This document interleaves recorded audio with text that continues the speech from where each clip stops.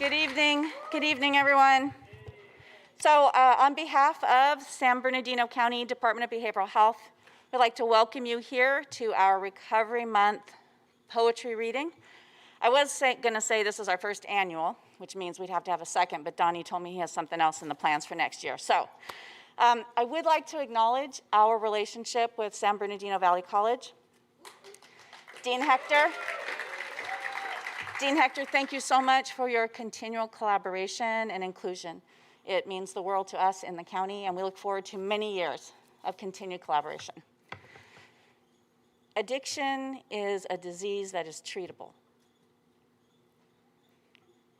but the stigma that surrounds that disease often silences those who are struggling with it. But tonight, we raise up our voices. We give life to our words.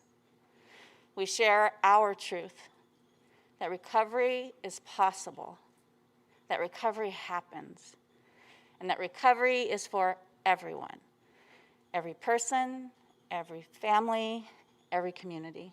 We thank you all so much for your commitment to yourself and to recovery, and for being here tonight and participating with us in this truly momentous event. And now I'd like to turn things over to Dean Hector and to Donnie Hill.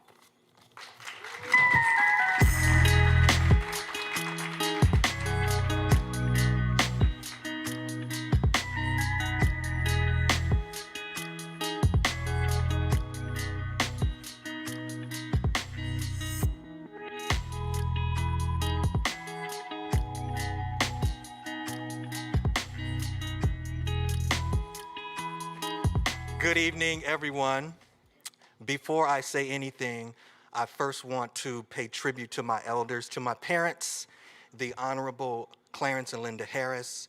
Without them, I would not be here, and because of them, I am able to stand before you and speak. I want to say welcome to a night of poetry readings with a recovery theme. My name is Donald Harris. I'm a mental health education consultant for San Bernardino County's Substance Use Disorder and Recovery Services with Behavioral Health. And there's somebody very special that I want you to meet. Good evening. My name is Letitia Hector, Dean of Arts and Humanities Division here at San Bernardino Community College. I am excited to be part of this collaboration project, working together with Donnie and everyone else at San Bernardino County to help support recovery and to bring awareness to an important issue of substance use disorder and addiction. As a dean on a community college campus, I find we can use our talents and our abilities to reach the community, but more importantly, the youth within our community. I find this collaboration to be meaningful, which is why it's been my honor to support this project and help move it forward. I'm excited to see all of you here to share this important evening with us and support a very important cause, and for that, I thank you. Yeah, thank you, Dean Hector. Tonight is very important for so many reasons. We know that there's a lot of work to do in our community. And so out of all the words that you're gonna hear tonight, one of the words that I want you to keep in mind is redefined. When we write about who we are now as opposed to who we were before. But when we write about who we are now, we have the opportunity to redefine ourselves and redefine our future. So what you're going to hear tonight is expressions and thoughts from individuals who are students, individuals from our system of care, from the recovery community, and even some of our counselors who provide services within our system. And so they're gonna come and express their thoughts with you. So when they do, I just wanna make sure that you please give them a warm welcome for having the courage to come up and share their stories. I wanna give a personal thanks to each and every one of you that is coming up to present tonight. Thank you for your courage and your vulnerability for being here to share your story with you. What you have to say is meaningful and it will make an impact on this community. So thank you for being here. So now we're gonna let these young people come up here and do what they came to do. It is my pleasure to introduce to you your host for the evening, author, poet, and CEO of Screen Time Slam. Please give a warm welcome for Kat McGill.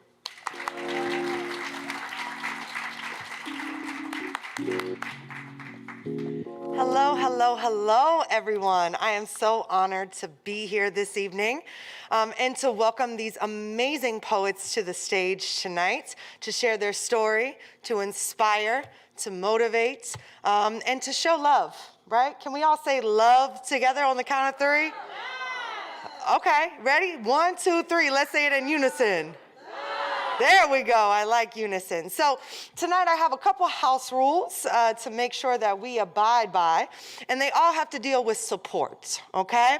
So when a poet comes up to this stage, at any point that you feel something in your spirit move, that you hear something that relates to your story, that you feel not alone in that moment because the person that is on this mic is sharing something that you find a part of your testimony or someone you know's testimony, these are moments that you can go ahead and, give them some energy back on the stage, because it takes a lot of courage to step up here and share your story.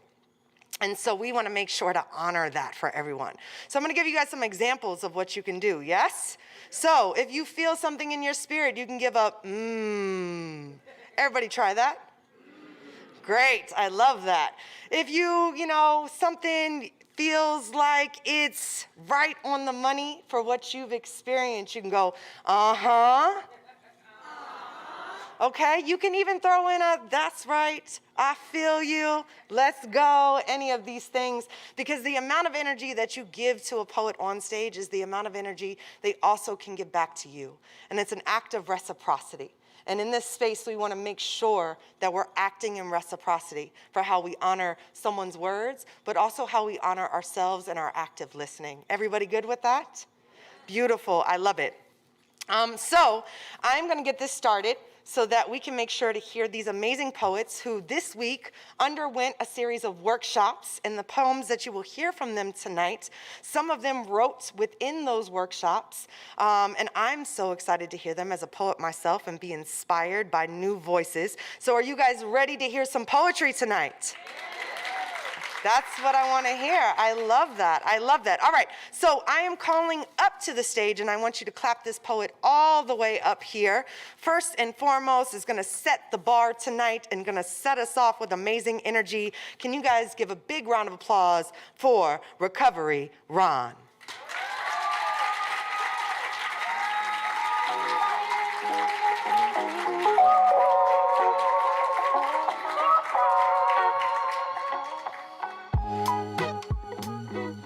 Good evening. My name is Ryan. I'm a dope fiend. The enemy is me. The inner me you see, too twisted, my vision can't see. Tasting, touching, chasing anything I see. Trying to break free from the identity of just being me, myself, I, and me.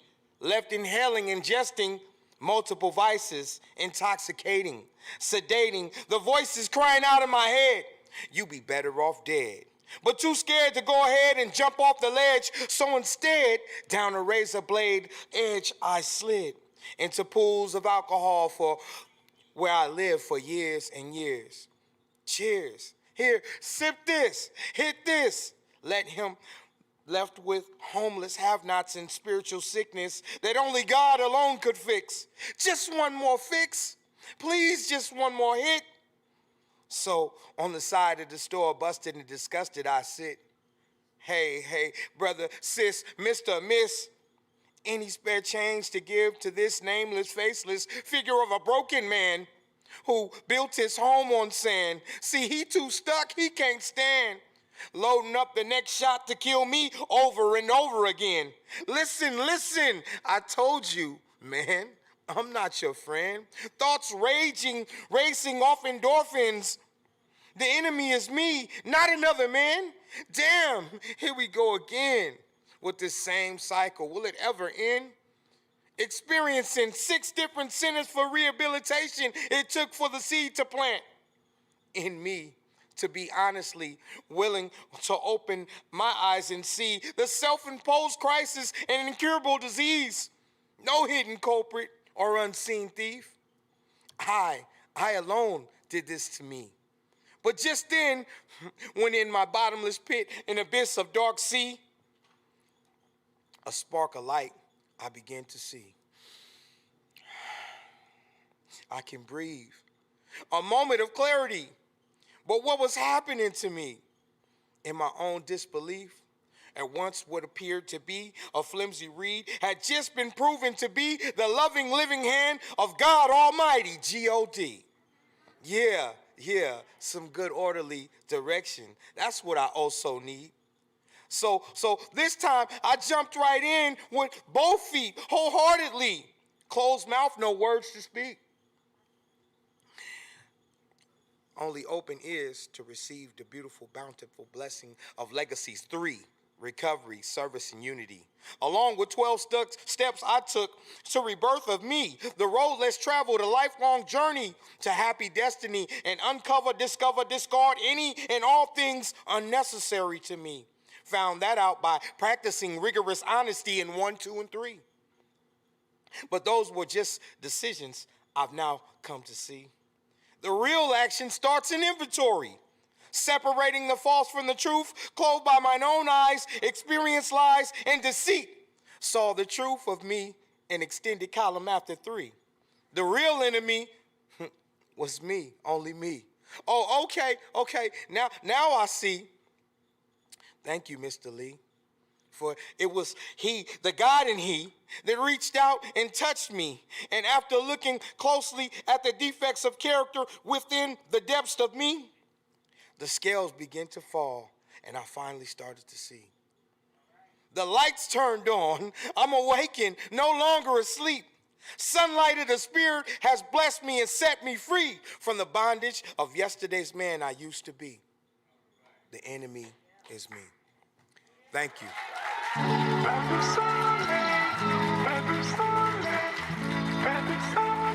Yes, keep it going for recovery, Ron. Setting the night off beautifully. I absolutely love the message of taking inventory of self moving forward. Thank you so much, Ron. Are y'all ready for the next poet? Because we starting out hot, so we're gonna keep that going. Bringing to the stage, I want you to clap this human being all the way up. Give it up for Marie Howard.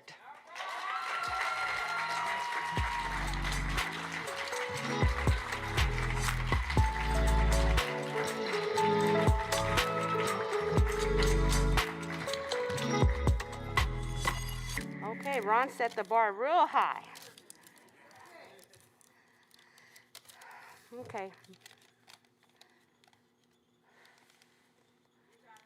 I miss you, Daddy. Wish you were here physically with me.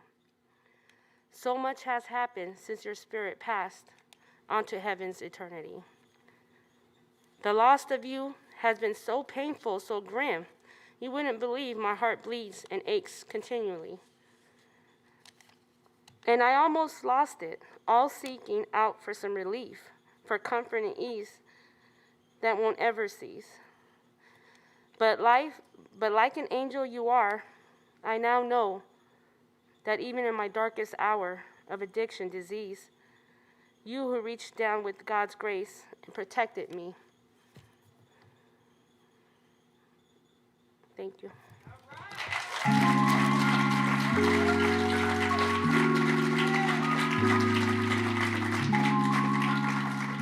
All right, give it up one more time for Marie. How are you guys feeling tonight so far? Are you feeling inspired? Are you feeling motivated? Are you enjoying the folks that are sharing already? Let me hear y'all. There we go. I love it. All right, are you guys ready for your third poet of the evening? The third poet I am bringing up to this stage, and I want y'all to give all the energy, all the gumption, all the good mojo to. Give it up for Raymond Henley.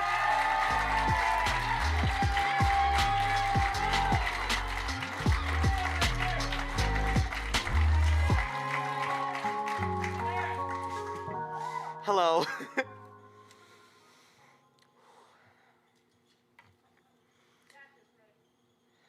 I love you, but God damn it, you make it hard. Every day is the same. Every drink, whether juice or soda, whether day or night, at work or at home, rum goes into the cup.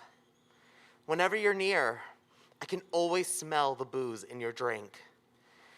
You say that you're fine, but how can you be? No one drinks that much. It's a miracle you're alive. Do you remember? Remember the time you woke me up in the middle of the night?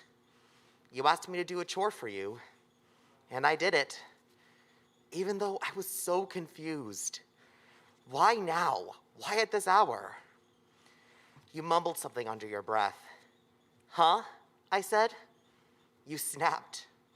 You threw plates and slammed drawers. You screamed at me, called me slurs. You turned into someone I didn't know. What the hell was all I could say when you finally left? What about the time we drove? Your child was with you and I.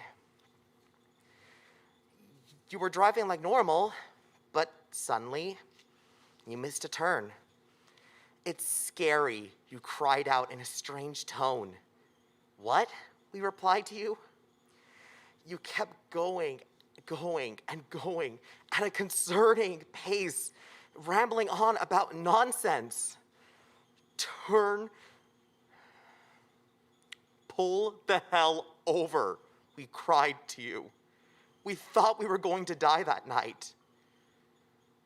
Finally, you pulled over and allowed your child to take the wheel. No one got hurt. Thank God. You don't remember any of it. I confronted you about it. You don't remember a thing. You say that you're fine, but I know that you're not. That brown, bitter liquid turns you into someone I don't know, turns you into someone I can't love. I love you. Please remember that. But you make it so damn hard. Thank you.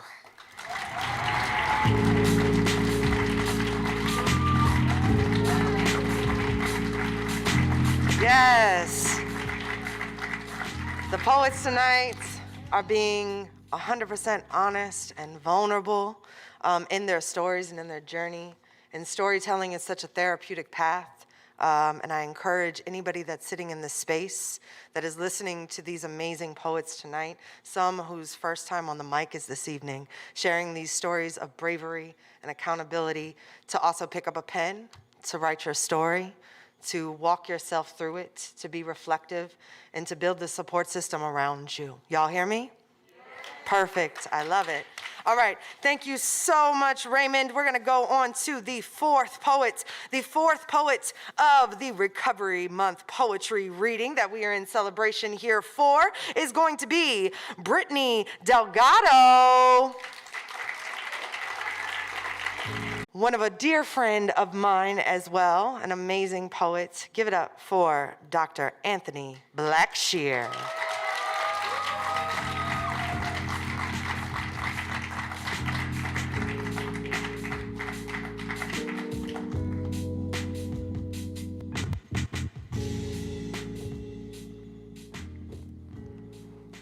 One day, a rapper will die and it won't be a tragedy. They'll call it natural causes, talk about their long battle with cancer, say the Alzheimer's made them forget everything except their lyrics when the beat came on.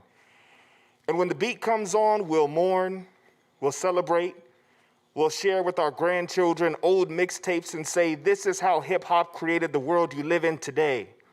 One day, a rapper will die and it won't matter why, because their heart continued beating long past their last studio session. After a hip and knee replacement, they much preferred to rock a chair over a mic. They wrote rhymes for their memoirs, styled their hair gray for documentaries and reunion specials, and whatever television appearances were worth risking stiff joints and the smell of icy hot. One day, a rapper will die and we won't ask why, how, what happened, how long. Let's wait for the autopsy. Let's wait for the toxicology. Was he really using like that? It kind of makes sense. This always happens to the gifted ones, the genius ones, the ones who opened their chest and gave their demons a soundtrack they could dance to, spilled their truth into studio sessions and stages across the world, buried the violence of poverty, abuse, and childhood trauma into the breakbeats. I wrote this poem for Shock G, for the funk, for the fun, for the Groucho glasses and the laughs whenever we did the Humpty dance, for the rockadelic on the page, for the funkadelic on the stage, for the 9-year-old me who heard "do what you like" as permission to live in my complicated truth. The truth is, I wrote this poem for Shock G, an elegy telling the people just how deep my heart sunk when I heard he hadn't been well, the cliche of being found dead in a hotel, the drug paraphernalia and the hell he experienced in his mind. But this poem could be about anyone in hip-hop's timeline. Mac Miller, Pimp C, ODB, the Mac Daddy, Peep, Juice, DMX, and the thousands of people who never touched a major stage but kept the verse in their heart. One day, a rapper will die and it will not be this hard. We will have watched them grow old.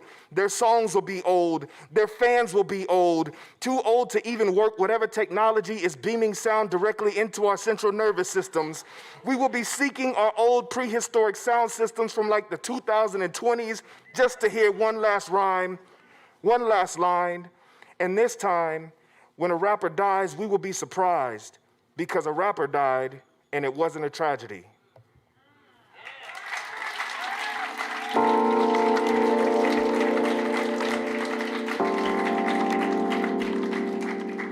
Thank you, Dr. Blackshear. Tonight, you are hearing from students, from participant members of the program, from, as you see, right, also your professors, counselors. It's a one community that's coming together to unify their voice. So give it up for that. All right, are you guys ready to hear another poet? All right. Bringing up to the stage, let's give a big round of applause for Ellen Drummonds. Drummonds?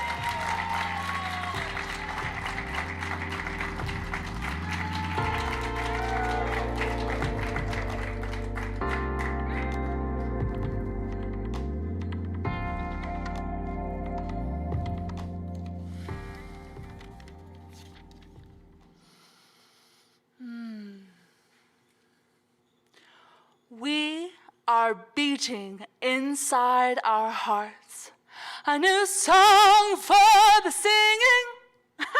We are competing with our brains, a new thought for the winning.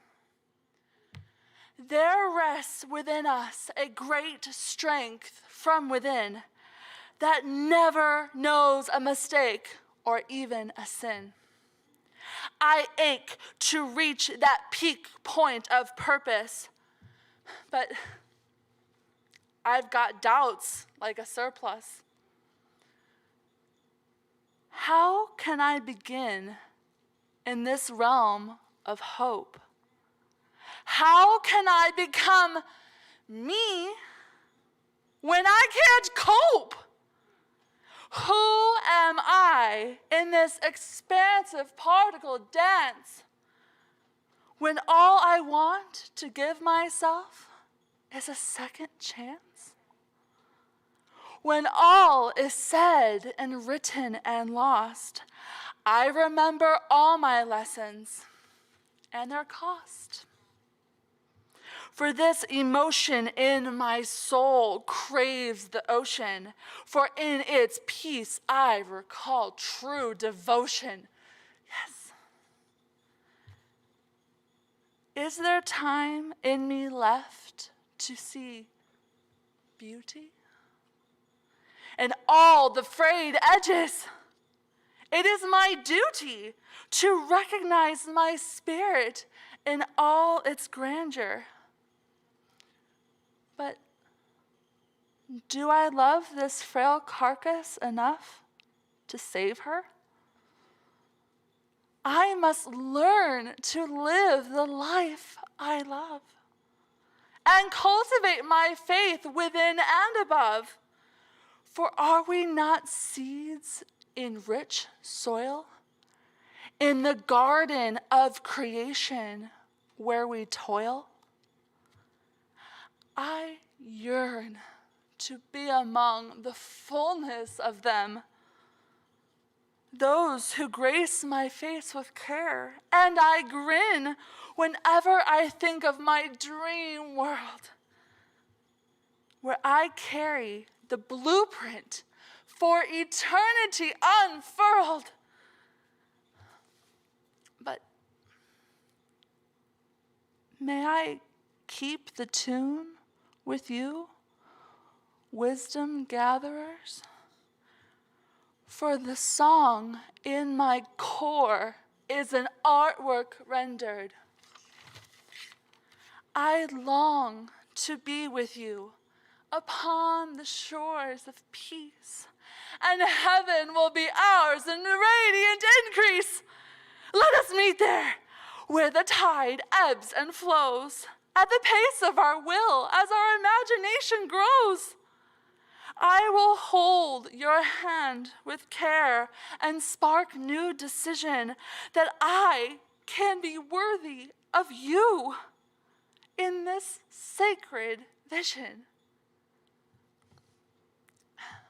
You are me, and I am you, and the mirror thrives, the one that tells us I have loved you for all my lives. Fear not. Fear not, for I trust and accept and believe in us, and we will co-create together from dawn to dusk. There is a bright and brilliant immensity in me and we. And I know you see it there in its epiphany. The tree of life stands firmly and proudly, and my inner voice shall ring ever so loudly. Thank you for carrying me in your womb, oh Mother God, beyond any dark tomb. And I love you, Father God in strength, for our fall from your Eden permits embrace. The kingdom of heaven is within you, Jesus once elucidated in truth. And since Eden, we can be God cloaked in diverse uniforms and reminisce about the bliss that can be our new norm. Wow. So, don't stop believing. We all know that song. Of course, Source is our life, no matter the pain or the grieving. So let us turn any remnant darkness into light at last. You will be with me upon our baptismal bath. Thank you.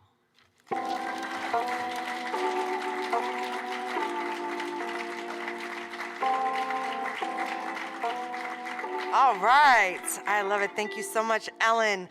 So tonight, just to prepare you, we have quite a few poets still to get through, and we're excited to hear their work. But also tonight, we have a panel discussion where you will see microphones at the ends of your aisles for the audience, that we encourage our audience to also engage with any questions to the poets, what inspired them or their journey, also to counselors and professors that'll be on the stage as well.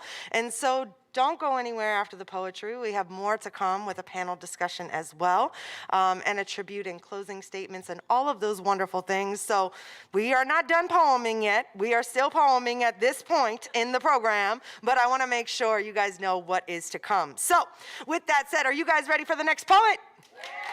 I love it. All right, bringing up to the stage, make sure you make those applause keep going for Jamal Johnson.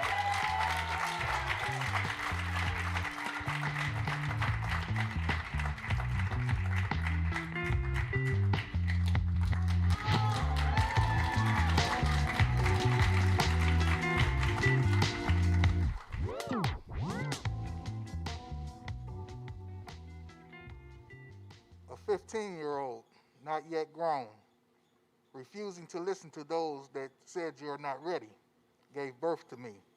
and refused to give up on me. Unprepared herself, she tried her best to prepare me for the world. Son, don't do that, she said in her most stern voice. Son, don't do that, she said, voice filled with worry. Son, stay away from there, she said with concern. Son, stay away from there, she yelled with the sound of fear. But I refused to listen, unconsciously mimicking an absent father who left me lonely, confused, struggling to make sense of why I wasn't good enough for him to stay around. Through all of my pain, she refused to give up on me. Drowning my pain in alcohol, standing in the hollows of juvenile hall, she refused to give up on me. Hustling, robbing, banging, and selling drugs, she refused to give up on me.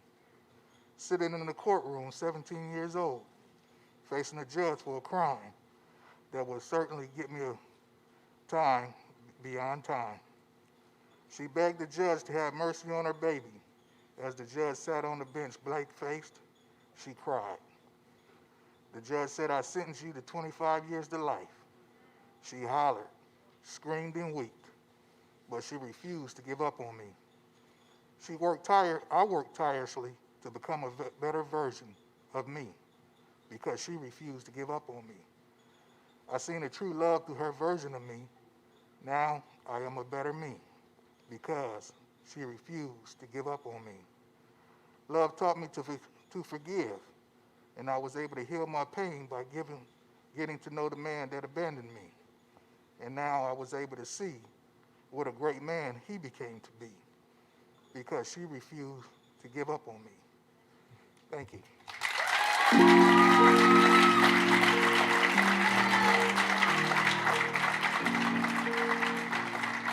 All right, thank you so much, Jamal. You know my favorite part of a poem? My favorite part of a poem is actually when it is complete and you watch somebody walk off stage with a newfound confidence in their voice after they have completed something that took a lot of bravery to start. So at the end of the poem, it is so important for you guys to go nuts, go wild, and make all that noise to reinstill that confidence of them sharing their story. Y'all hear me? Y'all good? Okay, perfect. All right, we have about 4 more poets before our feature poet, and then we have a couple afterwards, but you guys are in for a real treat with our feature tonight, Mr. Kendrick Dial. He'll be coming up pretty soon, but before that, we have some amazing poetry to still get through. Are you guys ready for the next poet? I love it. All right. Give it up real big for Sandra Savage.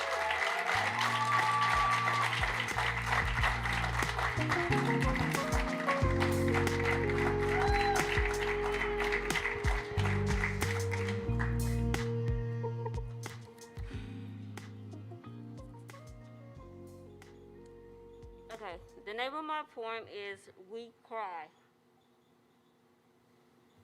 She was only 19, just beginning. She went to private school between 15 and 18. Not enough rules. She got stuck with the wrong crowd. Started popping pills, couldn't pay her bills. It got darker and darker. It seemed insane, cold, no pain, no gain. Then somebody died.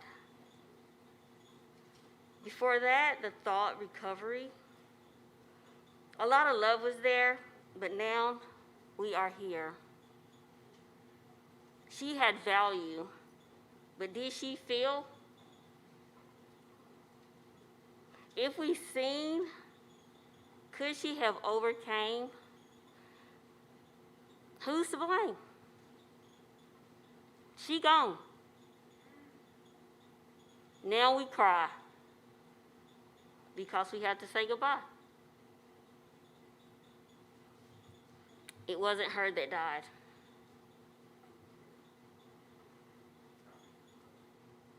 Thank you.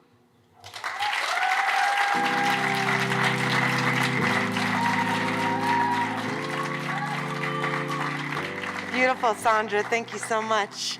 And I want to remind everyone at any point during this reading, if you need to practice self-care or you feel triggered by anything, please feel free to quietly excuse yourself, take care of self first before anything else. Yes, everybody go with that? Self-care matters to me. It should matter to you. I love you, so you should love you. Does that make sense? Perfect. I love it. All right, here we go with the next poet coming up to the stage. Let's give it up for Ms. Mary Airy.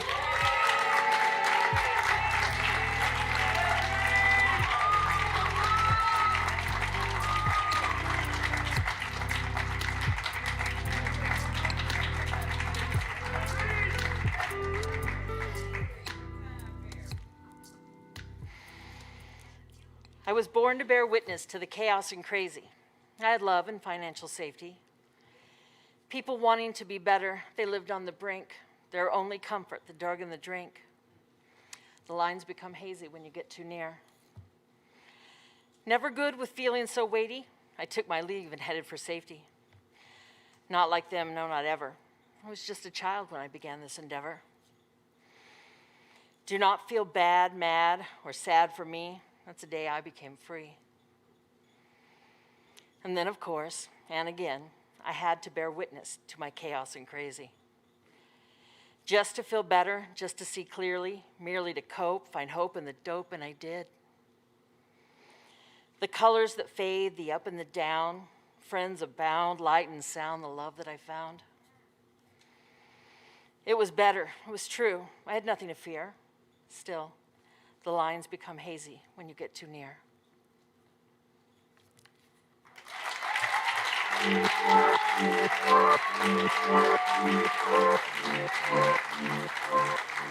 All right, let's go, Mary. Let's do this. So I just want to check in. Everybody feeling all right? Yes?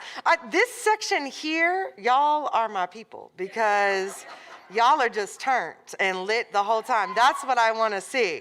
Back here, I need y'all to get a little of this energy over here. So I'm gonna do a real quick just energy check, right?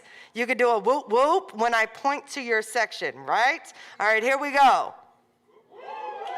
Oh, y'all need some work.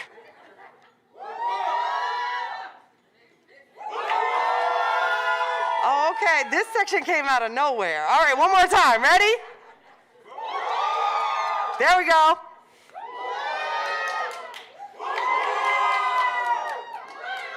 Oh, see, y'all had the one, and then y'all just gave up after that.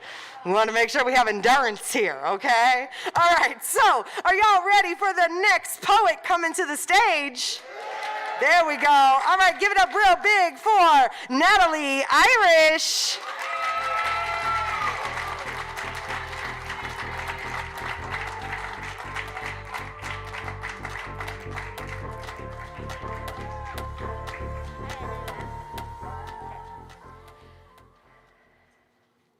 I remember the day I surrendered all of my misconception and false beliefs of who I was taught God would be to me. Unforgiving, vengeful, cruel, a murderer to many it would seem. Those were the images placed in my mind when he parted the Red Sea.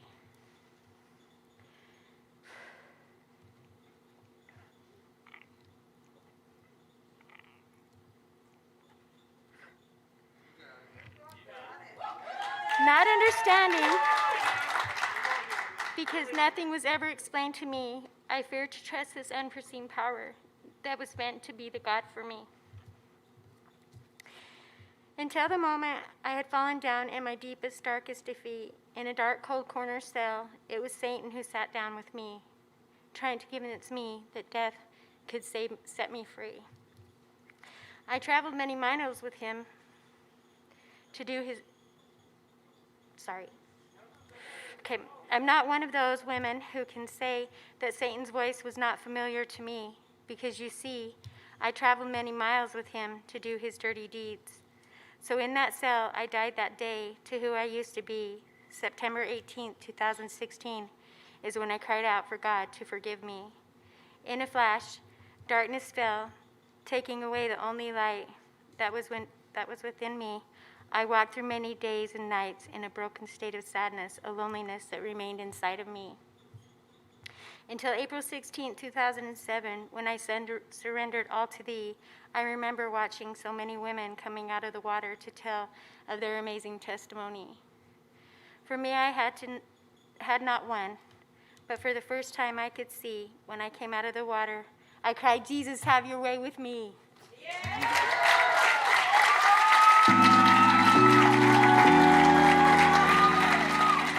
All right. Thank you so much, Natalie. All right, we have one more poet before our feature, and then we have a couple more. So are you guys ready for this next poet? All right, let's give it up real big for Lizanne.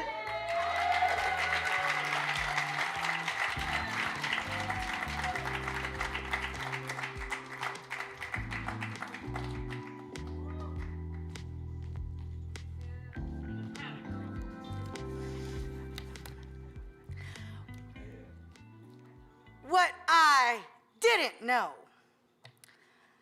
What I didn't know did indeed hurt me. That saying, that's a lie. Just one of many, I've been told. Lies that kept me in submission. Lies meant to steal and end my commission. I didn't know that numb feelings were a goal. My goal and others I see have that goal too. What I didn't know is the sexual abuse could be silenced, muffled, oppressed, and drowned out by my weed, drug, and alcohol use. See, that constant need to be heard and seen and that center of attention thing, yeah, that was an addiction too. What I didn't know is that I needed a true healer. Not a corner liquor store slanger or a greedy, grimy drug dealer. I didn't know that mental health, that was a thing. That my mind needed nurturing, caring, and a physician, not just my body. What I didn't know was that my emotions could roll off of my tongue, slicing all the hearers' eardrums. What I didn't know is that my demons were kicking and screaming and manifesting everywhere I stepped. And I didn't know that unless I faced those demons and surrendered my whole heart and life, true healing could not even begin. That as I got to know him and truly know who he says I am, that is when freedom seeped in. What I didn't know is that I'm not alone. He's seen it. He was there. He loves me still, and he always cares. What I didn't know is that there really is a loving God who is my true father, because the daddy I had, I wish I'd never known. What I didn't know is once I placed my true father on the throne of my heart, a citizen of heaven I became, and heaven knows my name. And what I didn't know is that through the blood of the Lamb, the King of Kings, the Rose of Sharon, the Almighty, and these words I share, my testimony, I have overcame.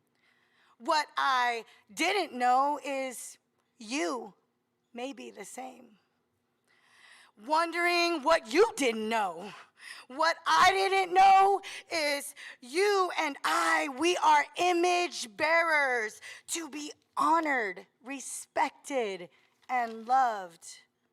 What I didn't know is getting out of that devilish, evil, despairing, dark pit. Now that was a miracle. Now what I do know is that I am a miracle in the mirror. And please, please, please know that so are you. Thank you.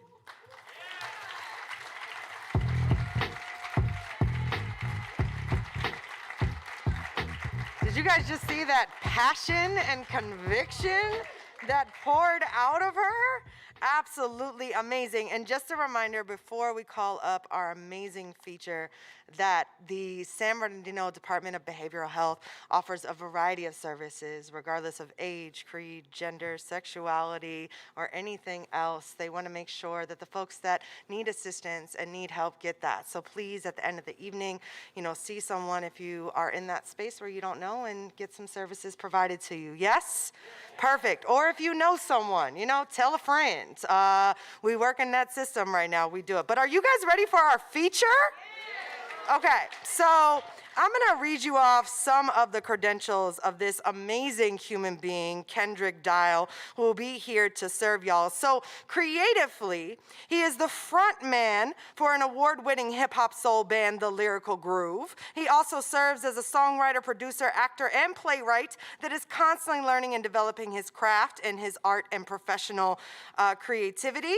But also, on top of being creative, this is a man who served as a substance abuse counselor for the Navy's Regimental Substance Abuse Program, which also led him to going to SDSU, where he received his BA in Africana Studies, Psychology, and then he graduated from USC. This man across the board is an evolved, well-developed human being. That's what I will say. But tonight, he is gonna serve y'all some creative works that are gonna blow your socks off. So, when this gentleman comes to stage, I need you guys to give it up, cheer it up, go wild, go crazy, because he is going to pour out his heart and soul for you to be able to go ahead and take in and take home with you, okay?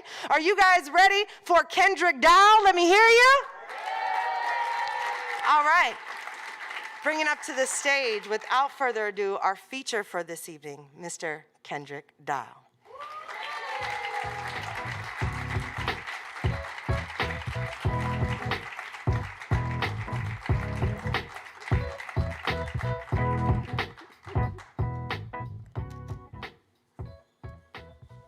Kat, I got a job for you.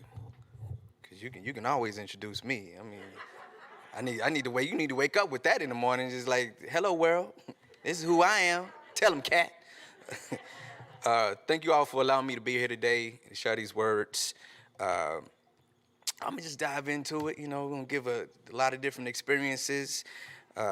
For a time, I was able to be a substance abuse counselor in the military, and that was probably one of the most enriching points in my life. And this first piece is inspired from that. So let's all go to treatment. What if a higher power took the time to design an outline for your life? And through a predated, calculated equation, we were meant to cross paths, and you were meant to be in this facility doing more than twiddling your thumbs and staring at the ceiling.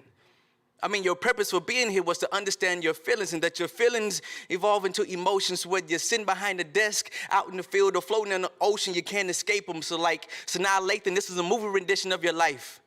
But instead of love and basketball, we'll call it love and alcohol, or love and amphetamines, and each day would be a new scene, like coping with stress or building self-esteem. But my favorite scene would be called anger management, because that's when I would turn into Jack Nicholson, and you all will be Adam Sandler, and on a count of 3, we all start to sing.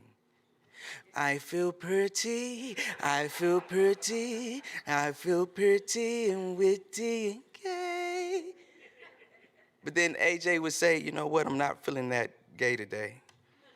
And everybody would just think it was a joke.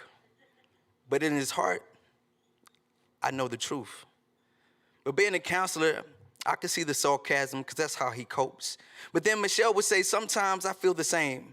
Then Jerome would chime in and say something like, I kind of feel your pain, but I'm too mad to be sad.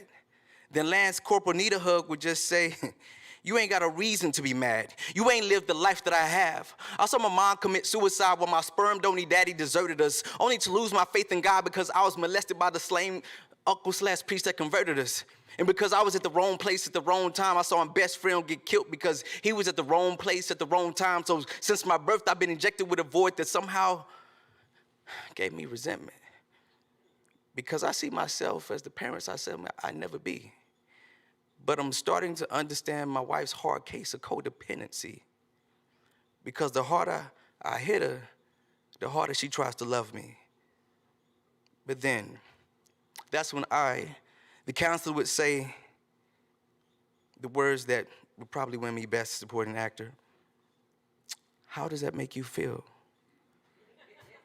Then I go to the group and see who else can relate to you. And one by one, the tears would start to fall, telling and understanding your stories. The healing is in the understanding of actions. The group will begin to learn from everyone sharing their truth.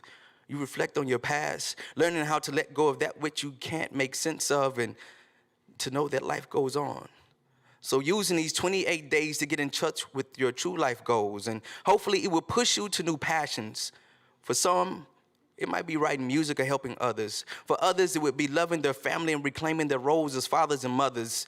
Then we go into aftercare, because once you get out of there is AA, NA, building support networks and sober activities. Now the race is on. Add that to the possibility of returning to the same job with the same people with the same misunderstanding. You see, addiction is a way of coping from dis-ease. And the journey out of it is never as easy as someone would think and want you to believe, because life is really demanding. So, you're trying to change, but the world just sees you as the same. That's when you reflect on the scenes from these 28 days and knowing that it wasn't going to be easy. Sometimes the only thing you can do is pray, or at least try and meditate, to try and find some way to understand and deal with the feelings that are felt. Just recognize in this life, my life and yours, the biggest challenge will be trying to find balance and understanding of how to love, forgive, and believe in yourself. Thank you.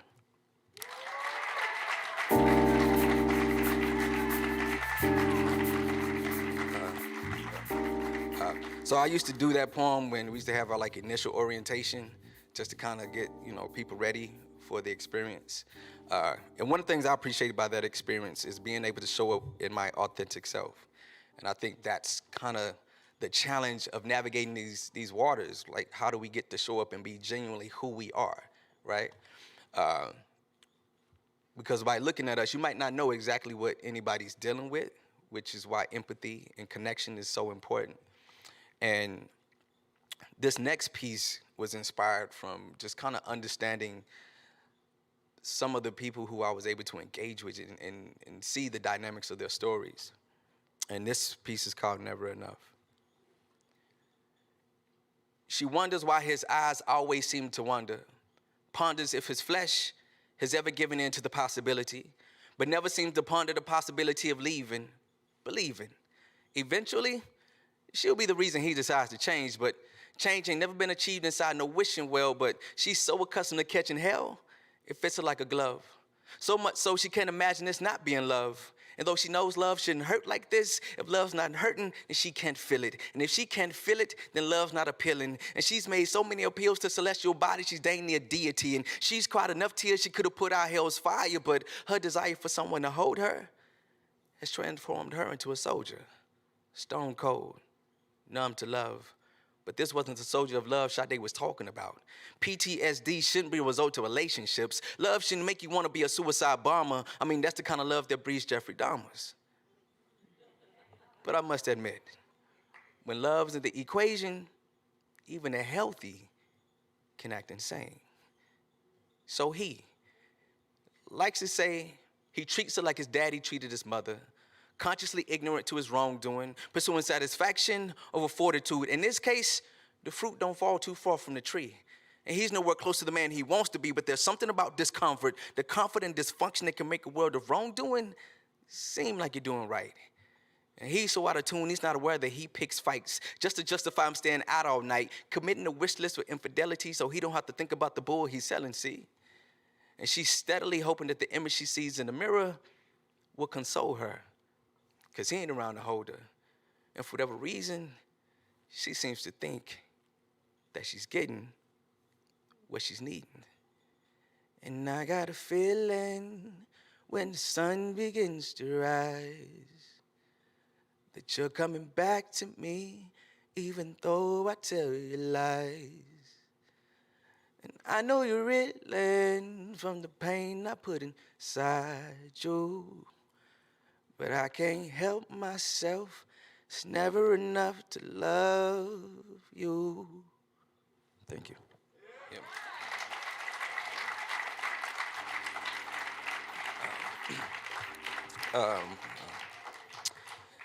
So one of the amazing things that just being in the mental health field you get to see is, being able to show up for people and support them along their journey, and them getting to the place where they can really connect with what matters, and seeing how they're able to show up for their families and those loved ones, and truly walking that path of reestablishing those connections, and figuring out how to navigate that new world and deal with the emotions and be in the present.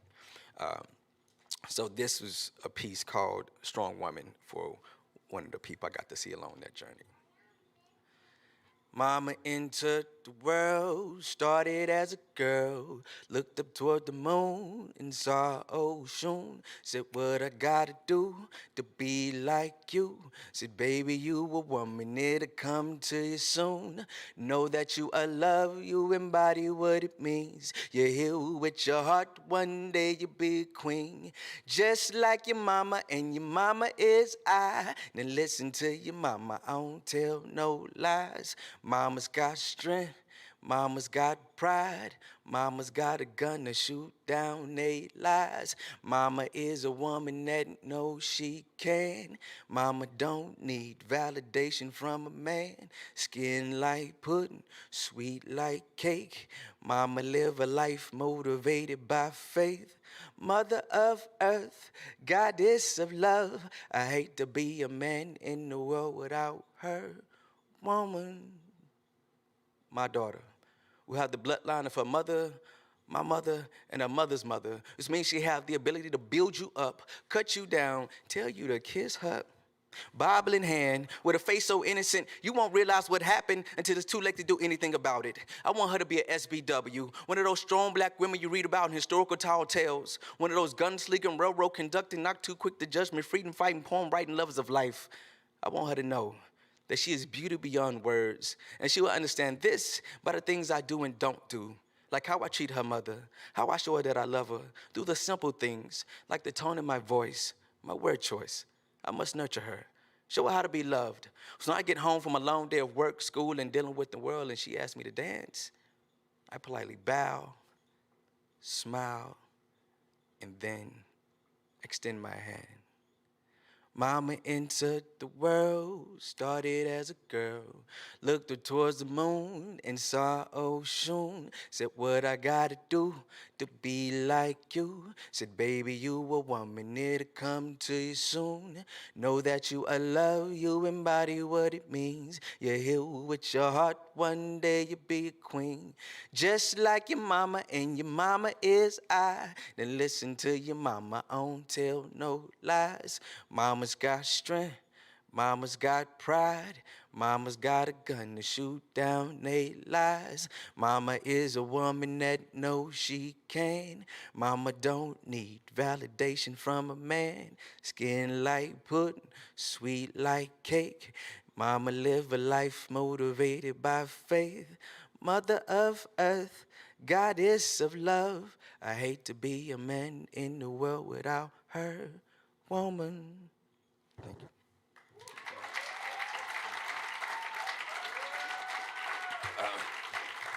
Thank you. Thank you. So that was my last piece, but just before I get out of here, I would like to say that the beauty of being able to share a space like this is to really partake and connect with other people's stories. And in that same manner, to see how closely connected that we are, because at the end of the day, we might look a little bit different. You know, the language might sound a little bit different. We might use some different words. But at the heart of who we are, at the heart of humanity, of how we show up in the world, that is what connects us. So lean into that. I'm fortunate to work. I get to work in the mental health world a great bit. And one of the most disheartening things that I see is when, you know, because of the policy, because of, you know, all the paperwork and everything, we forget how to be human in that space. So for everybody in this room, no matter what walk of life that you're in and what part of your journey, remember that we are human. And the best part of being a human is to connect with other humans. No matter what the journey, there's something, we can always be the teacher and the student. And so I just encourage you to lean in that. Shout out to all these wonderful poets that have gotten up tonight, because it is not an easy thing to be on this journey and share your voice and share your heart. So continue that road, continue doing your story, and thank you for all you wonderful people for being here. Appreciate it.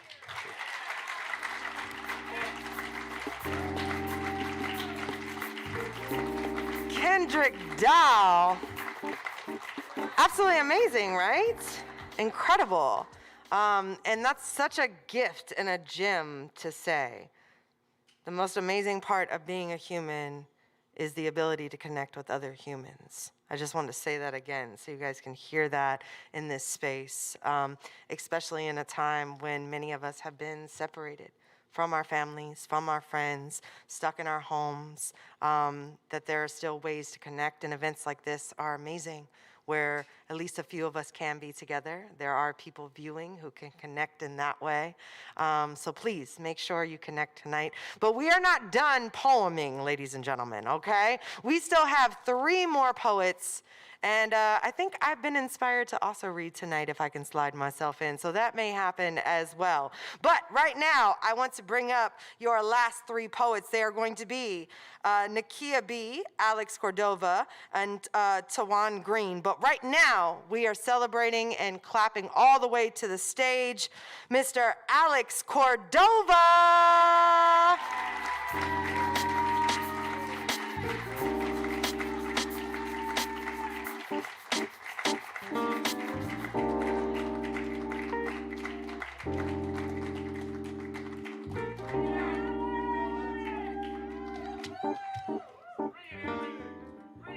I am. I'm lost in the darkness in the garage, in a hole I can't get out of.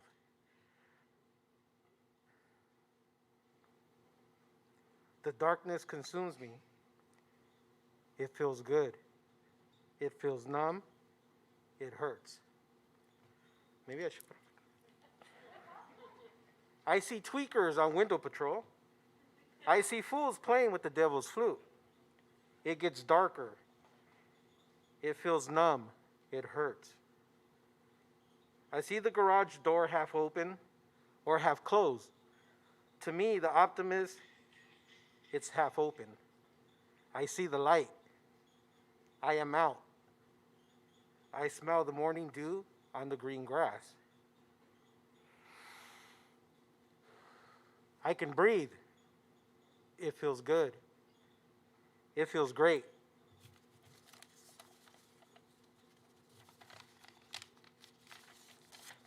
I see life. I see love. I see hope. I am free. I am a son. I am a brother.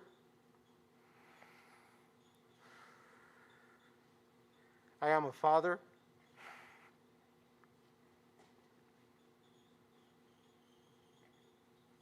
I am a friend.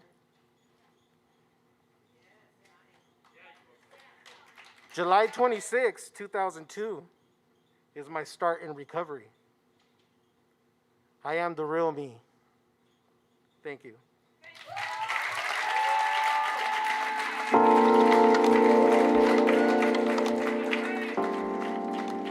Thank you, Alex, so much for your bravery. All right, we are winding down. Are you guys ready for the next poet? All right, keep that energy high. Are you guys ready for the next poet? All the way in the back, are you guys ready? I love it. All right, here we go. The second to last poet you will be hearing from this evening. Give it up real big for Nakia B.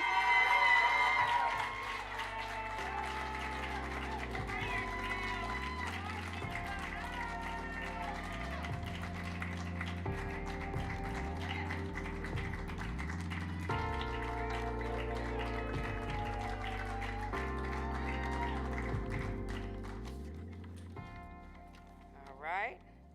Can y'all hear me fine with this mask on? Yeah. Okay, good. The realest prayer I ever said, God help me please. The prayer of a dope fiend. With all the desperation of a drowning woman, I wished and I hoped to find a way out of this agonizing disease. Slowly but surely, I was dying inside from a seemingly hopeless condition. God help me please. Hopes and dreams began to fade like ashes in the wind. The solutions I sought outside myself were suddenly insufficient. The answers I needed weren't in the feel-goods, but deeply hidden within. I stand in awe, baffled and confused, wondering how I lost the power of choice. No get up, no get back, no refuge, no tools. In truth, I was maladjusted to life. If recovery means to get back what was lost, floods of emotions well up inside as I contemplate the cost. I lost myself, my self-worth, my dignity, and hurt the people who cared for me the most. Knowledge, charisma, and kindness rendered me no exemption. I lost the will to care and live, and I was tired of just existing. In a seemingly hopeless condition, God set me free or take me home and keep your hand over my children. In the fog of time, all things went dark. My thoughts were but a blur. In my ride, more dead than alive, I set my car on cruise. Heartbeat thumping louder than a bass drum, pounding through my chest. A tap on the window, a flash of the bright light, ma'am, you're under arrest. That wasn't arrest, that was a rescue. Some of y'all don't understand or see the touch of the master's hand. I thank God Almighty for his grace and his mercy. For that night, he broke the chains. He gave me a life and a newfound freedom, and he didn't forget my name. To me, it is a precious gift, the present. It is a gift that is deeply cherished, one day at a time. I have the keys to the kingdom with this newfound freedom, based on one condition. I keep my hand in his hand, one hand in the fellowship, and give freely of what I find. I reach back to help his children, one addict at a time. We're here and we're free and we found a way out, and you can get this too. I hold my guard standing on the front line. I extend my hand to you. Thank you.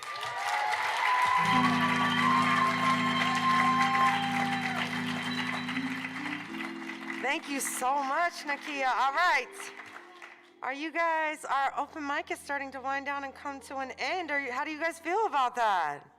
I know, sad face. You can't see it through my mask, but I'm frowning right now.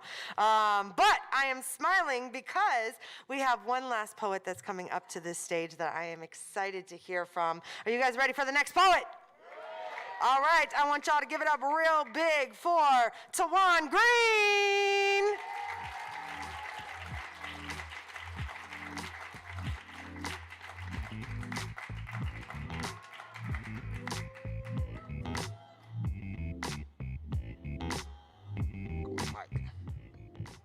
This thing on? Okay, cool.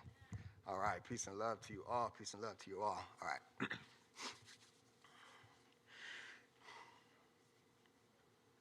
You don't know pain like I do.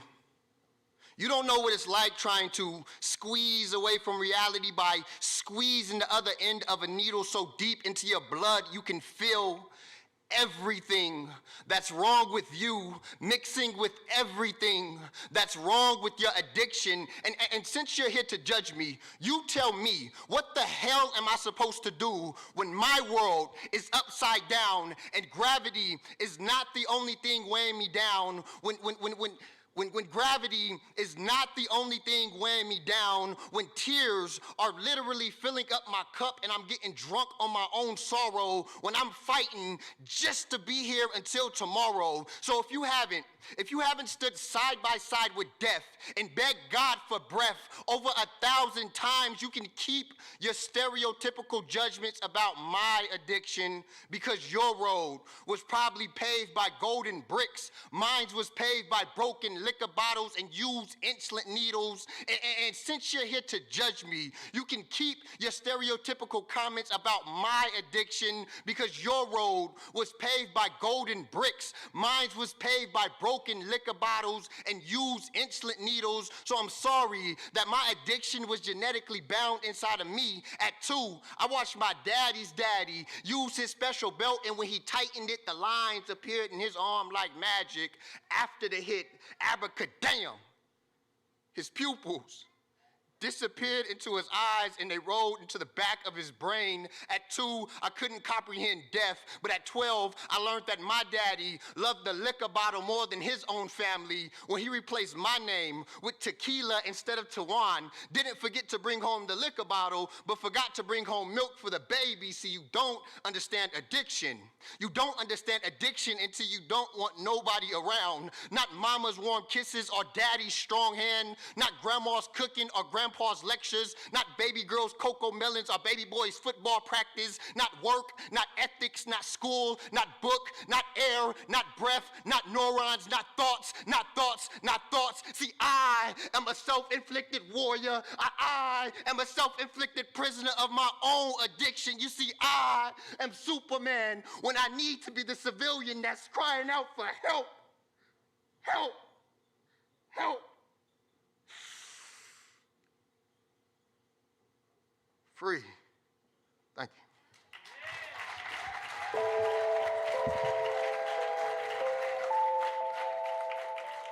Yes, give it up for Tawan Green. So before we move into our talk back panel discussion where audience can participate, do y'all want to hear a poem from me?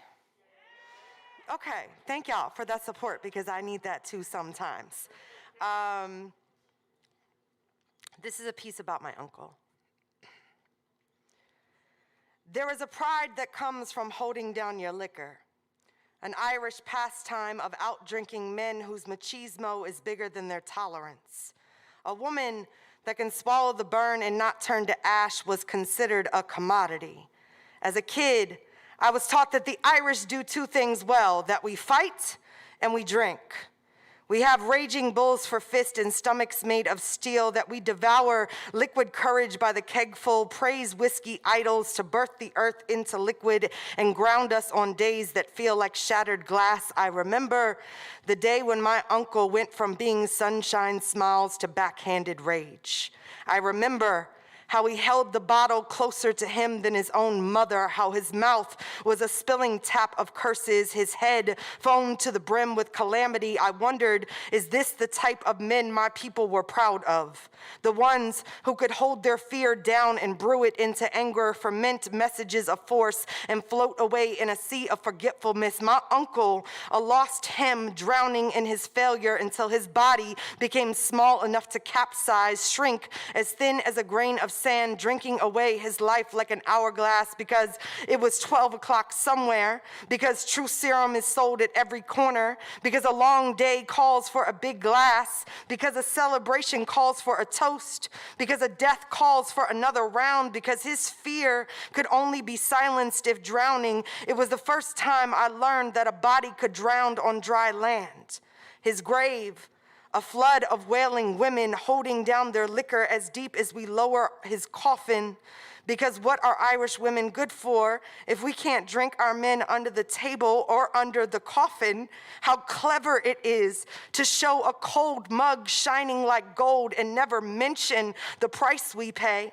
How our saints must be shortened into myths for us to express love, that a kiss and a shot can turn the whole working class green like a bruise on the skin, trying to heal like the grass growing over my uncle's grave, that the courage to die is sold in bottles as sexy, that St. Patrick drove the snakes out of Ireland but can't drive the snakes out of advertising, how we measure our happiness in pints and our worth in urns. Because my culture sells more sitting on bar stools than sitting at dinner tables. The ghost of my uncle exasperates the empty chair at Sunday dinners, reminding us that one too many can lead to one too few, that our fight was not stronger than his addiction or their marketing. I watched my family raise a glass on the anniversary of his death. They are proud to hold down their liquor because they were told that the Irish only do two things well, that we drink and we die fighting, even if it means ourselves. Thank you guys so much.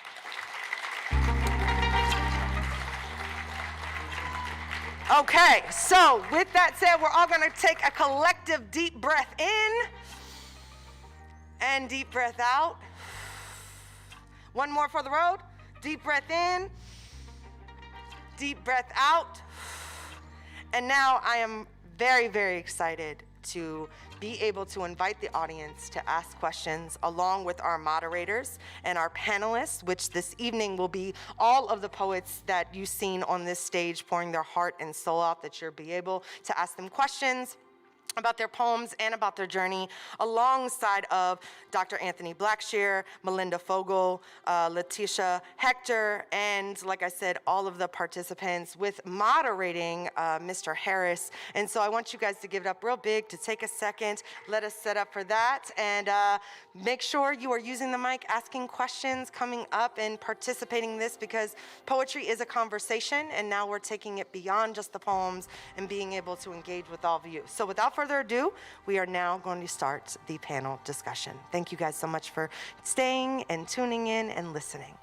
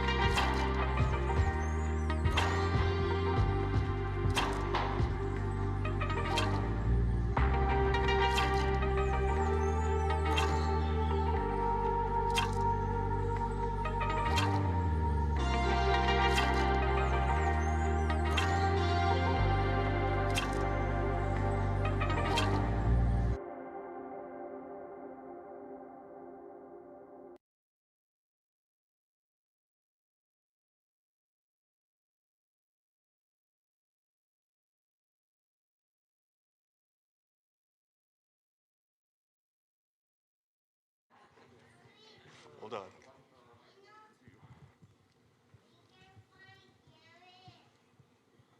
We love you too. Everybody, please, a warm round of applause for all of our poets. I want to give a special shout out to Ellen, to Mary, to Natalie, to Lisanne, to Sandra, to Kendrick, to Alex, to Raymond, to Nakia, to Tawan, to Kat McGill, to Jamal, and a special thanks to our faculty here at San Bernardino Valley College who worked with all of our poets that presented tonight, Dr. Anthony Blackshear and Melinda Fogel.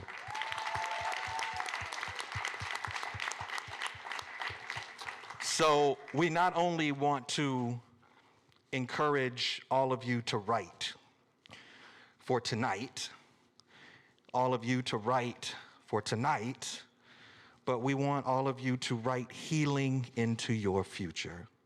Remember that when we write, we redefine ourselves now and into the future. So there's a few questions that we have for everybody that's up here. And then if any of you have any questions or comments, there are 2 microphones on both sides. So I want to ask both of our professors, Dr. Blackshear and Melinda Fogel, what was the process like for you working with all the poets? And can you talk a little bit about why poetry and how poetry can be healing in the recovery process? Yeah, I just believe in poetry. I believe in the words. I believe in the process of being by yourself or being in a community, but it's your mind, your thoughts, and your pen or pencil or now cell phone or type, whatever. But it's really just your thoughts and your ideas on that page. Everything, I'm not in the field of mental health. I'm not in the field of substance use recovery. But I have been around this art form long enough to see people change and transform and write themselves into a better space, write themselves into being a better person. And as a poet, I've been able to do that. And it really just comes down to a level of self-awareness, a level of truth and honesty. And when you get to do that in poetry, all types of wonderful, amazing stories come out that you hear, but also stories come out that we go through and we can see the positive, we can see the growth, we can see the change. So, you know, why poetry? Poetry is just an honest art form. It doesn't require a whole lot of technology. It doesn't require a whole lot of things. I don't want to disrespect the poets who really are great at the art. But anybody can do this art and write a great poem because it's your great truth and your great humanity. So that's that is my answer to that question. Great, thank you, Dr. Blackshear. Same question, Melinda Fogel. What was the process like for you, and why poetry? How is it healing? Wow. I usually work with actors who have a script in front of them. And usually the script is written by someone else, and the actors are playing someone else. But in this case, the poets were writing their story. And it's so simple and so vulnerable and so powerful. And I can't think of anything that is more I guess, character changing than to and courageous than to get up and just completely bury yourself for the good of others. And so I think that poetry is powerful, and I applaud all of you for the bravery and the courage to share with others and to be in that vulnerable state. So thank you all. Great, thank you so much. So to everybody that participated, was there anybody that presented tonight that it was your first time actually presenting a poem in front of an audience? Anybody? Wow, wow, amazing. So what was that process like for you? Anybody can share. What was that process like for you, standing up in front of everyone, sharing your story through a poem? Hold on 1 second. Let's make sure we get you the mic. Okay, go ahead, Natalie. I just know I was really, really scared. I just felt very afraid just to stand up and tell somebody my truths. We thank you for your courage.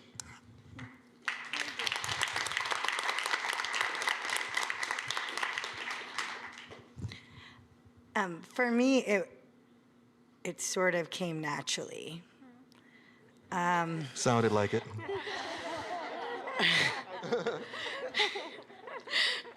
So it felt like sort of a golden opportunity for me to express myself in an artistic way that, while it had appealed to me, I follow a poet. Her name is Morgan Harper Nichols, and she sends things in the email like every day, and I repost, and I bought her book, and And then Dr. Blackshear gave me the boogeyman. And I don't know, it sort of opened up something for me that I didn't expect. So I'm really grateful for that. Great, thank you. You know, as I was working with everyone, thank you, yes. As I was working with everyone and asking them to come out, and then we finally made it to the workshops, and the first 2 workshops we had with Dr. Blackshear. And he was giving out some really amazing tips while he was teaching the workshop. It was truly an amazing thing to see. So for anybody that was in his workshop, is there something that you remember or that stood out to you in terms of what he was teaching in the workshop? Anybody?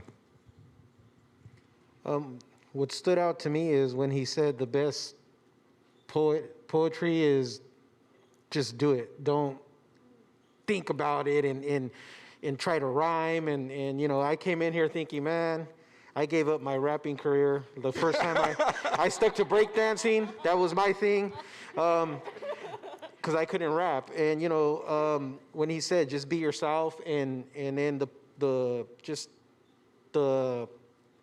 cheat codes that he was giving us really helped me out. Okay, great, thank you. Anybody else, something that you remember or that you learned? Excuse me. For me, what I got for the workshop is that when you put the art becomes real when you put yourself into it.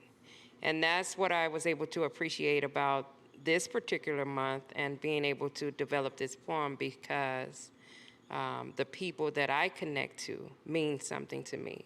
Where I come from means something to me. And so being able to connect to that from an authentic place, that was important. Yeah. Great, thank you. Anyone else on that question? Okay, so, yep, go ahead, yes.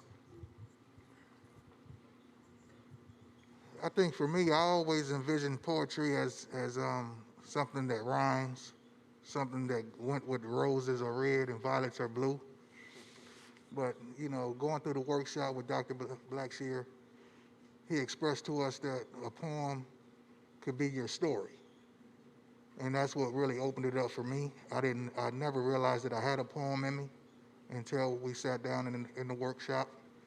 And when he said to just create a beginning, a middle, and an end, and fill in the rest, you know, and tell your story, and that's what worked for me. Okay, great, thank you, Jamal. So, I'm guessing that all of you then feel that the workshop was valuable to you, yes? Okay. And so then would you recommend that someone go through a poetry workshop to help get their feelings out? And what is it that you would say to them? What do you want to say to people in the community about using poetry as a method of healing?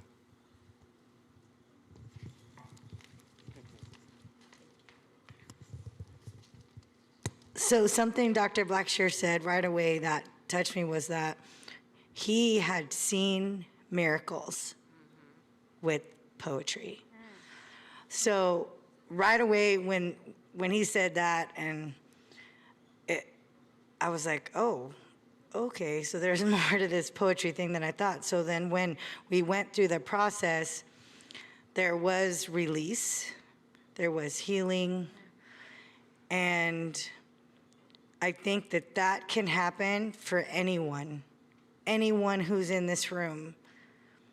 Even if you write a poem or go to a workshop and don't come to a platform like this, and you just say it to yourself in the mirror, I believe that healing and miracles can happen for you too. Awesome, thank you. Anybody else? I just know that there is a healing in writing.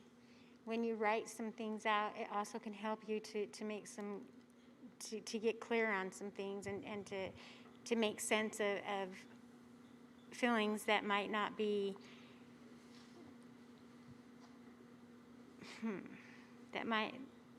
I'm just going to say, when I started writing, I started to write something else, somebody else's story. And so I found that I needed to step back and write my story And when I started to write my story, I started to see that there was growth within inside me. You know, there was this, and I could see the steps that I had taken to get that growth by just stepping back and looking at what I wrote. Plus, when I look back at the things that I wrote in a journal, I find that I can see my own self-growth. I can see my own self-value changing. Yeah. So I feel that writing is important. Awesome. Incredible. I like when he told us that we have the words and the story that somebody out there needs to hear. And that was, you're probably going to ask, but part of my poem is the hope, that there is hope out there for anybody that's struggling with addiction or a family member. I wanted you to know that you could be in that dark place, but there's always a light at the end of the tunnel. So just that, when he said, you have a story that somebody needs to hear. Anyone else on that question? Okay.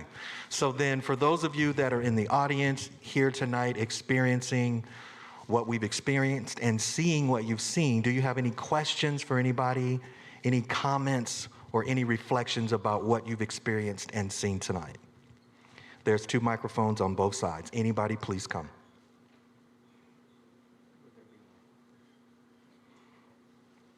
Please tell us your name and make your comment or question. Thank you, sir.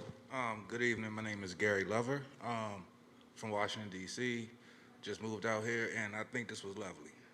I think you guys did a great job on expressing your feelings to the world, and I wish more people do it. So, thank you. Great job. Great. Thank you. Thank you. My name's Veronica. I've heard some of your stories in a meeting, or some of you have come to my class and told your stories, but there's something different about what you did tonight. It felt different. You know, a story is your facts, but this was the feelings behind it. So I just think it was super courageous, and I appreciate very much you sharing with all of us. Thank you, Dr. Kelly. Anyone else? Any question? Ron, please. Thank you. Good job, everybody, first of all. Wonderful job. In the recovery journey,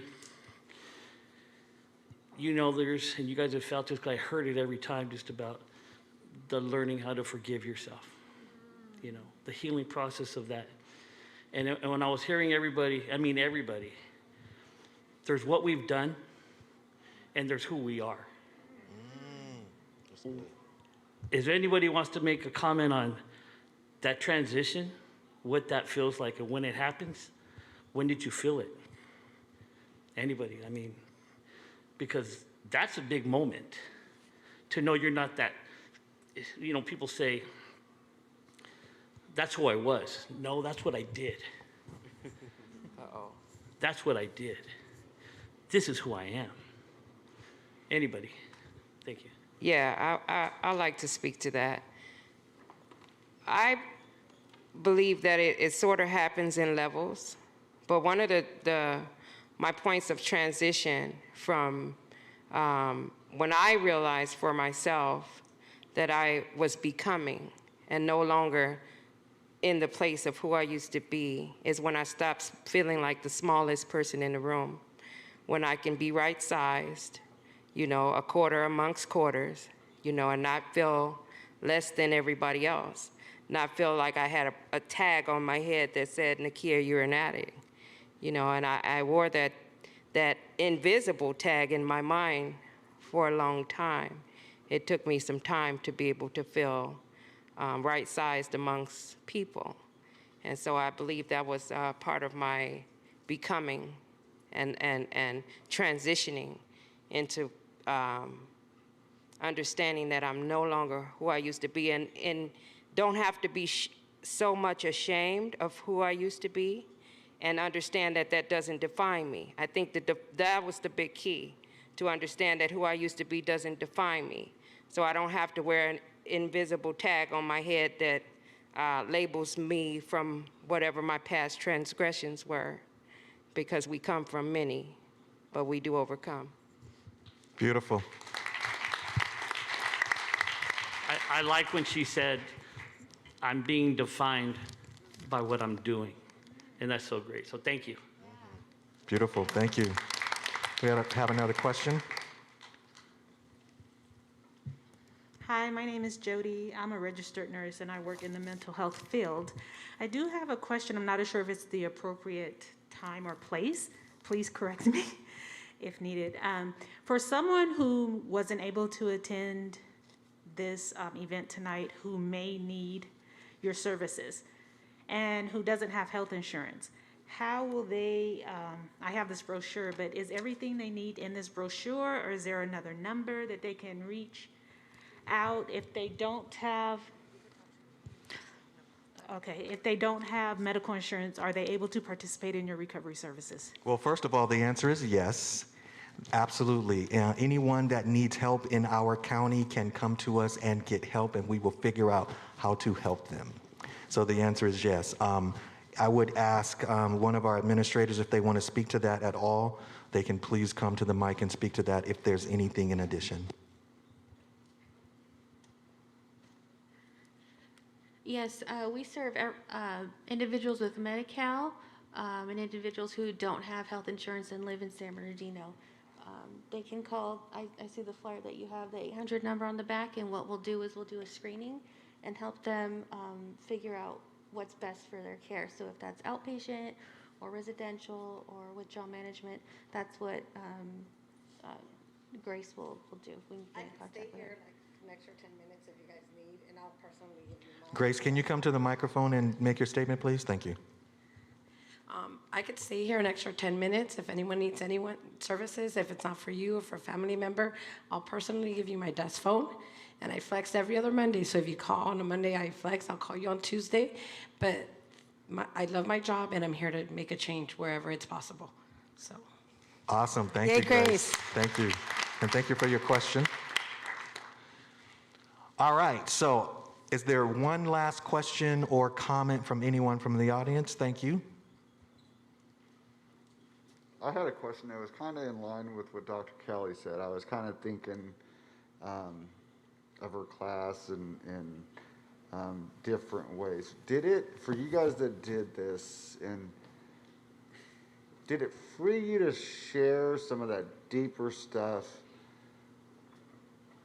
that you may not have shared before, and or did it make it easier to do it in public? I know some of us may share a lot with people that know our story already. I just wanted to know if that written word poem kind of helped with a release, because it did. I agree with what Dr. Kelly. I was sitting there thinking the same thing. Is like that felt different, and I think a little bit. I was kind of thinking of as different ones of you were sharing, like little words came to me kind of with my story as well. And I guess that's my question. Did it help you release something in a different way, I guess? For me, I definitely think it was. It's a little bit different for my case because I'm not an addict. I do have a close relative that is, and that was kind of the inspiration for my poem. And it's a lot of stuff I've been dealing with them, and a lot of my very complicated relationship with them. And it was just good to just finally get it out in a way instead of just, just bubbling it in all the time, the hardships that it is with my relationship with them. Yeah, it was just good to just, again, get it out and maybe, hopefully, maybe inspire someone in a strange way.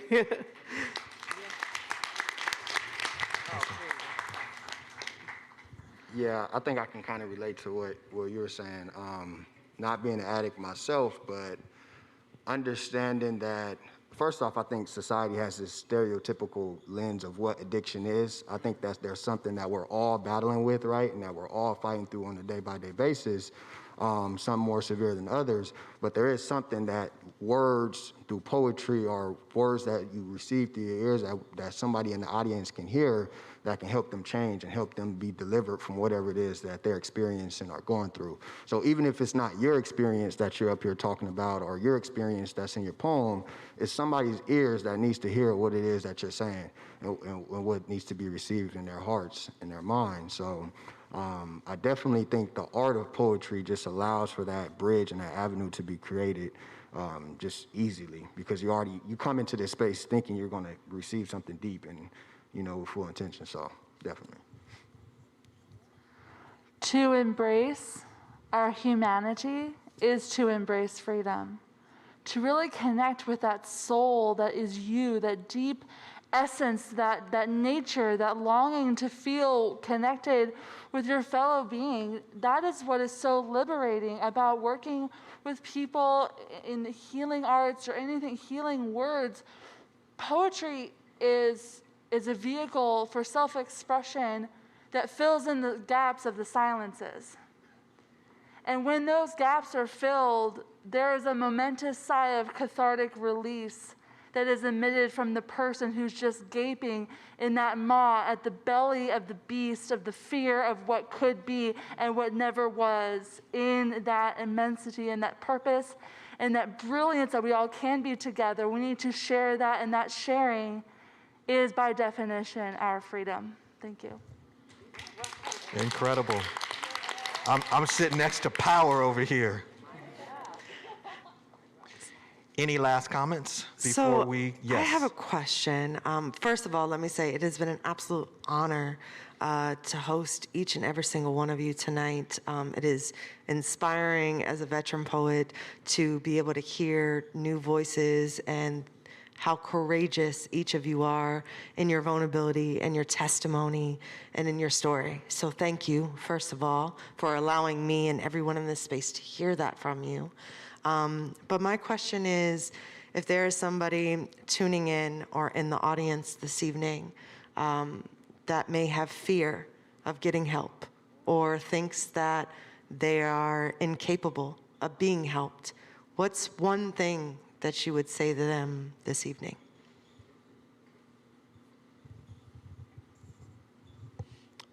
Well, first, for anyone who is in fear of getting help, you don't have to suffer in silence.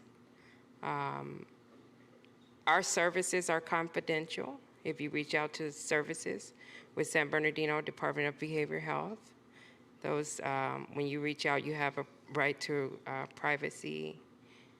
And also, what was the other question? Just one thing. Fear, and what was the other one? Fear, or they believe they have the inability to get better. Oh, the inability to get better. That's the hopelessness of the condition of addiction. So a lot of people have that fear that they don't have the ability to get better. So I would like to just say you don't have to do it alone. Reach your hand out for help, and it's possible.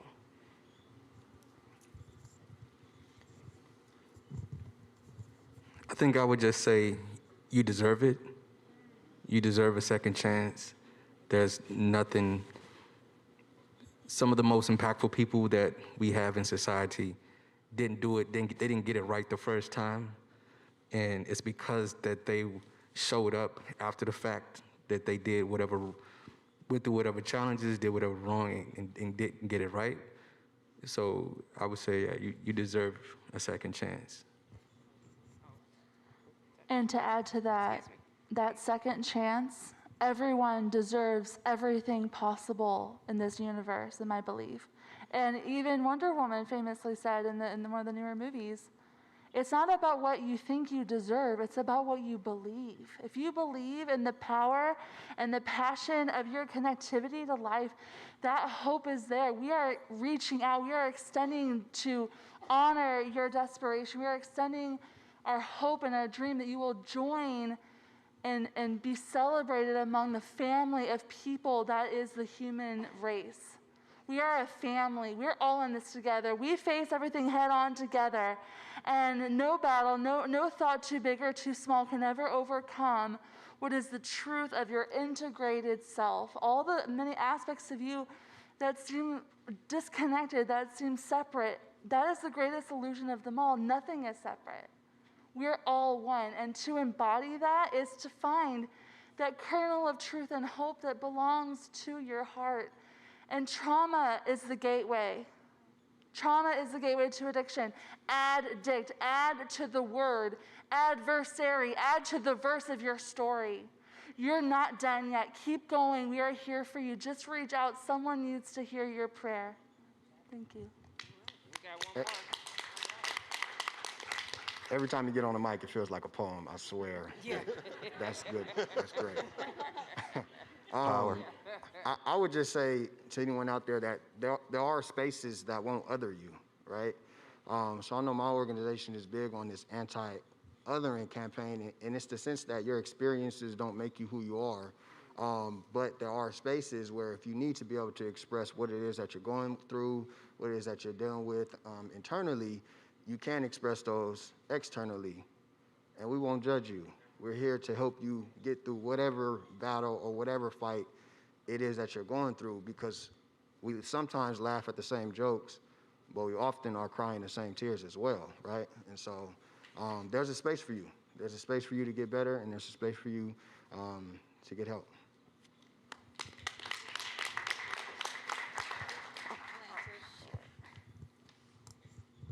So if you're afraid, just remember is that fear is false evidence appearing real. And you have a story, just like we told our truth and all our story. Don't fear that you're going to be, turned away or not understood or any of that, because I remember the last time I was here, Dr. Alice Belford, she was here too. And she did another thing on the television with another person from San Bernardino County Department of Behavioral Health. And she spoke about someone who had went to treatment 27 times. So when we talk about second chances, it's actually like unlimited chances, okay? So don't think, well, this is actually my second chance, I'm done. No, it's unlimited chances. So if you're afraid, do it afraid. Ask for help afraid. And I promise you, you won't regret it. Awesome. All right, everybody, let's give one last round of applause as they stand. As they stand, go ahead and stand up, everybody. I appreciate everything that you guys have done here tonight. It's truly incredible. Thank you so much. You can go ahead and leave the stage now as we get ready to wind down and close. Thank you. Thank you.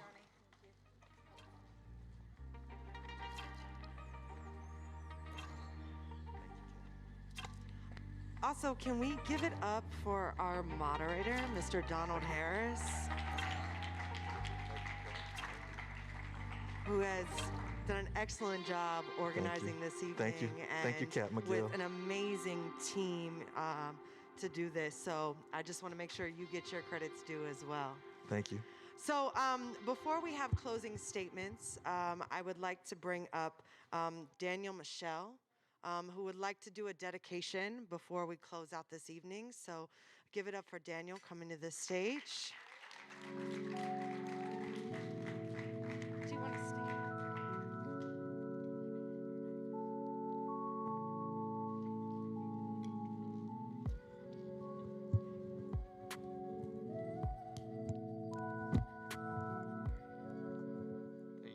Thank you. So, this dedication goes towards Michael Eugene Sanchez. He was a counselor, and he was also a castmate on one of our shows last semester called What About Tomorrow? That was our production for Recovery Month last year. He unfortunately passed due to COVID on January 5th. And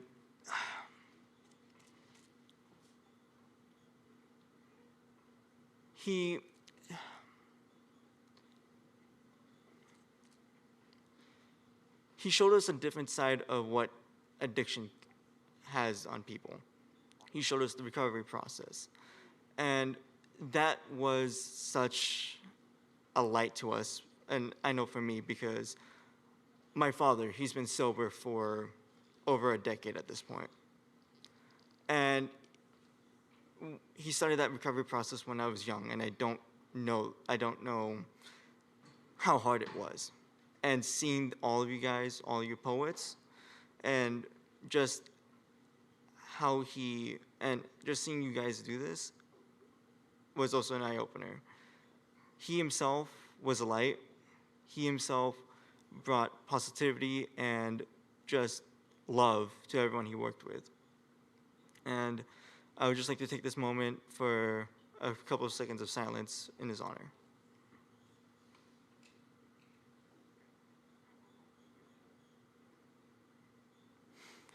All right, thank you.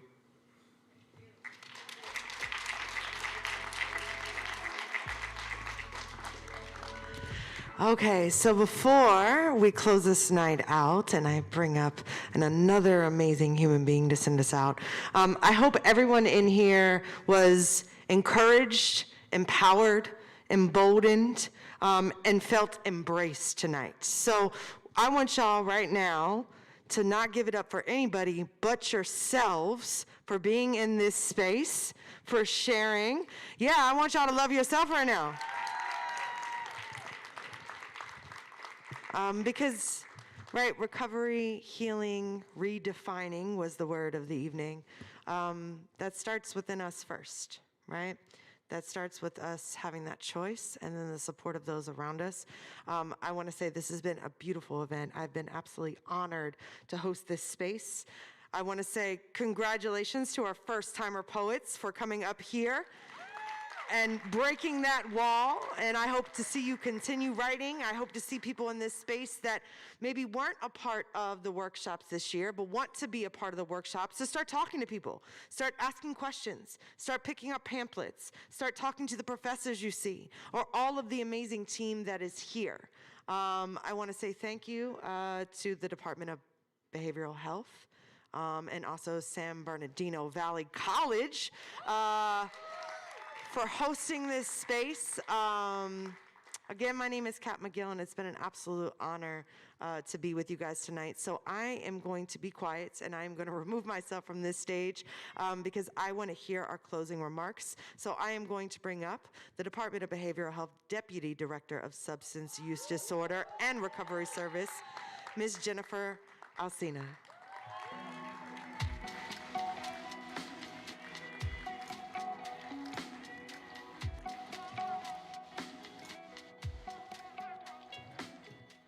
Good evening, everybody. I'm Jennifer Alsina, so I am your Substance Use Disorder and Recovery Services Deputy Director.